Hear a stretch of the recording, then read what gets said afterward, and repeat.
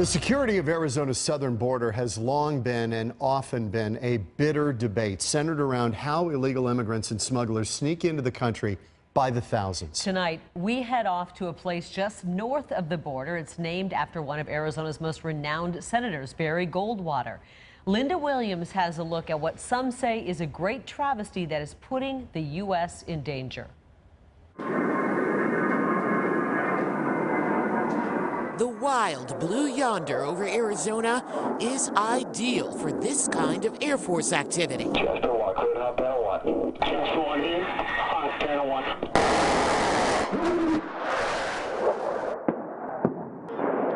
Live bombing practice using targets on the desert floor.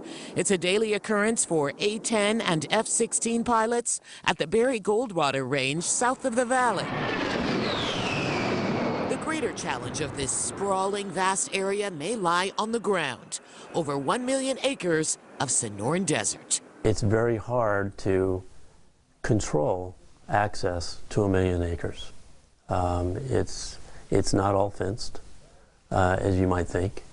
We are not staffed necessarily to watch every inch of the land, the desert, to see who's out there. But who in the world would be out here?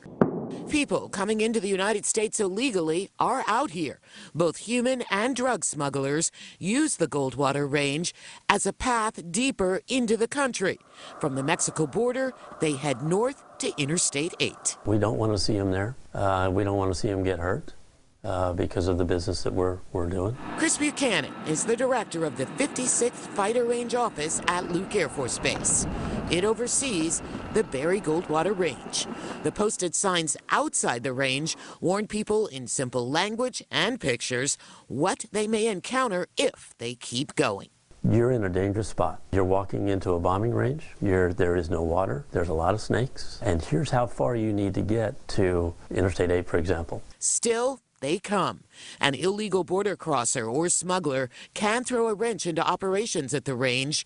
Buchanan says incursions are random and rare. When somebody is reported, we'll stop operations. We hold the airplanes high.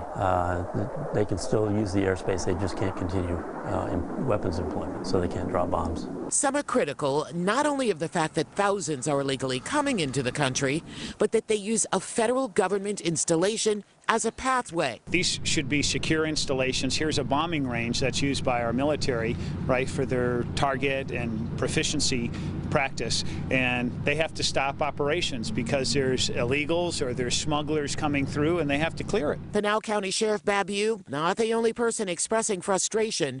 Border expert Sylvia Longmire wrote a scathing article about the Goldwater Range being used as a pathway for illegal smugglers. The Goldwater Range happens to be in that area, so it makes sense that people are going to go through it or try to go around it. But if it's easy for the smugglers to go through it, if it offers them some sort of level of protection from law enforcement, then they're going to take advantage of that. Longmire says she too is frustrated that these kinds of activities are happening, not even in the Arizona desert, but on Department of Defense property. That tends to get Americans to wake up and take notice and go, hey, this is not acceptable. The Border Patrol for the Yuma sector in which the range is located says it does not keep specific stats for the range itself, but for the Yuma sector as a whole. Apprehension numbers are on the decline in Yuma sector. In 2012, there were 6,500 people caught entering illegally. In 2013, Border Patrol apprehended 6,106. Last year, 2014, the number of people caught entering illegally in the Yuma sector was 5,902. The numbers are way down from 2006, when more than 100,000 people were apprehended in that sector. There's no way of telling how many are actually coming through. Some packing drugs, others are crossing for jobs, still others are looking to do harm. In light of recent events in Paris, the question of just who is crossing into this country becomes more pressing. The irony is they are coming into America on land being used by the very people training to protect America. Linda Williams, Fox 10 News.